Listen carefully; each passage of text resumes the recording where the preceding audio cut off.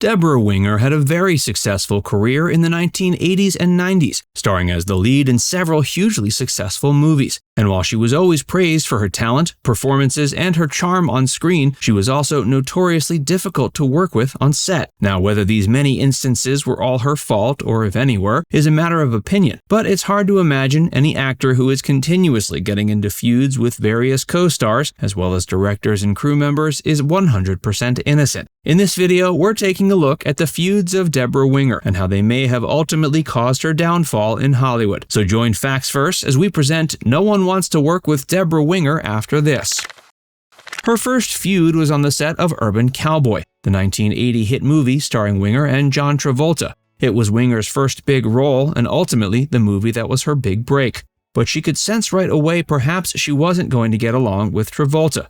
Reportedly, when she first met him, he peppered her with somewhat invasive and insulting questions. The first thing he asked her is if she was Jewish, which certainly isn't an insult but a bizarre first thing to say to someone, and implies potential anti-Semitism in its asking. Next, Travolta asked her if she graduated college. Again, not a particularly insulting thing on its surface, but it implies that she gave off an air of a lack of intelligence. And finally, Travolta said something sexual to her, which Winger didn't reveal the specifics of. Certainly not a great start on Travolta's part. However, the two did develop an intense, if not unhealthy, working relationship on set. In an interview Winger gave to the New York Times, she recalled she wanted to have actual sex in the love scenes. She also said Travolta was supposed to slap her in one scene. While the cameras were rolling, he evidently slapped her so hard he knocked out one of her teeth. Of course, sometimes an unhealthy working relationship leads to an unhealthy romantic one. Such was the case with Travolta and Winger. They began to date at some point during shooting, and Travolta soon asked her to marry him. Winger, however, wasn't interested in taking their relationship to the next level and said no. An officer and some not-so-gentle men.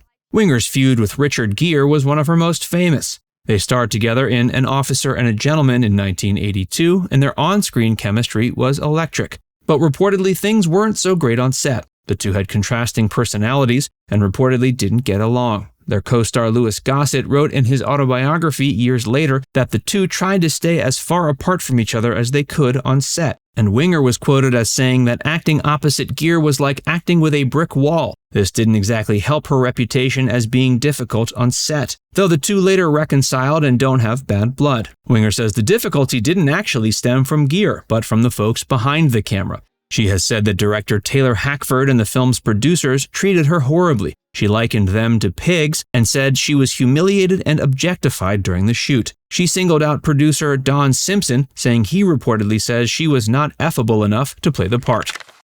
Debra Winger dropped out of 1992's A League of Their Own. These days, A League of Their Own is considered a modern-day classic. Directed by Penny Marshall and starring Gina Davis, Tom Hanks, Rosie O'Donnell, and more, the movie is a charming and funny tale about the All-American Girls Professional Baseball League during World War II. But most people don't know Debra Winger was actually supposed to be the lead. And it wasn't just that she was in discussions, she was actually cast in the role and spent several months training with the Chicago Cubs organization. She was in the middle of trying her best to look like a convincing professional baseball player when word reached her that Madonna had been cast in the movie. She felt this choice took away from the tone of the film, and that it suddenly was a lot more what she referred to as an Elvis movie. As such, she promptly decided to quit the film. Gina Davis was brought in as her replacement, and the rest is history. Winger later elaborated she felt the final product, while fun and humorous, didn't honor the women who'd played in the league the right way. She thought the film had a heightened enough reality that viewers would be more likely to wonder if it was completely made up rather than be assured it was a true story. When asked what she thought of the acting, Winger said she thought Gina Davis did fine and that she had no hard feelings for any of the actors who stayed on board. She also said of Madonna's performance, "I think her acting career has spoken for itself." Before we tell you more, be sure to give this video a like and subscribe to Facts First if you haven't already.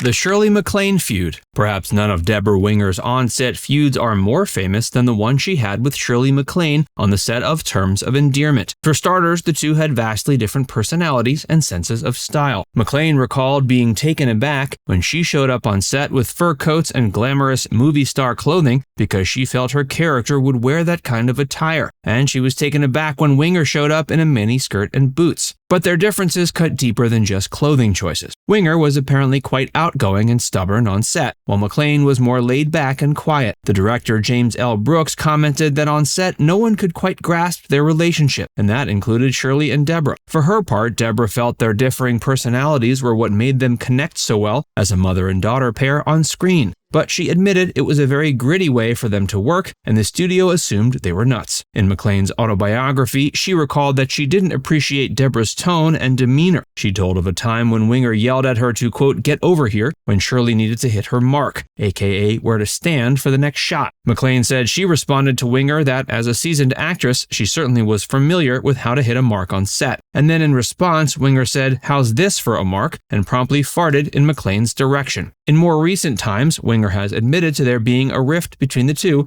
and that her behavior didn't help it.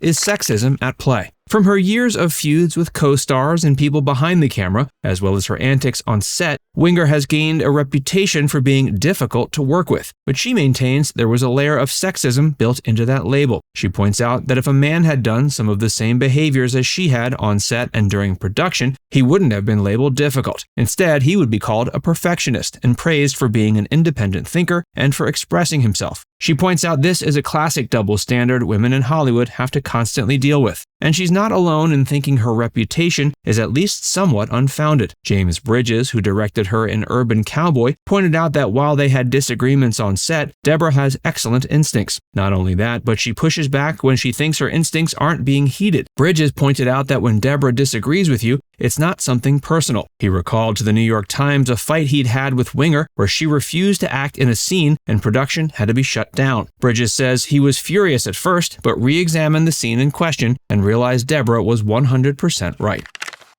Winger quit on Hollywood. You've probably noticed you don't see much of Debra in Hollywood movies these days. Could that be because studios are too concerned about the hassle of a potential feud between Debra and a future castmate? Or because her movies haven't performed well at the box office? Actually, neither is true. In 1995, Debra decided she was done with the roller coaster ride that is the studio system in Hollywood. Reportedly, while on a trip with her husband, she looked out onto an Irish pasture and announced to him she was done acting. This actually followed several years of telling herself she wanted to hang it up, but this was the moment she made her final decisions. Winger says she was still receiving offers for roles when she decided to retire, but these roles were essentially rehashes of work she had done. She told People magazine in 2017 the only roles she would consider are ones that truly challenged her, and none of what she was being offered at the time did that. Now it's time to hear from you. What's your favorite film featuring Debra Winger? Let us know in the comments section below. And before you go, make sure you give this video a like and subscribe to Facts First if you haven't already.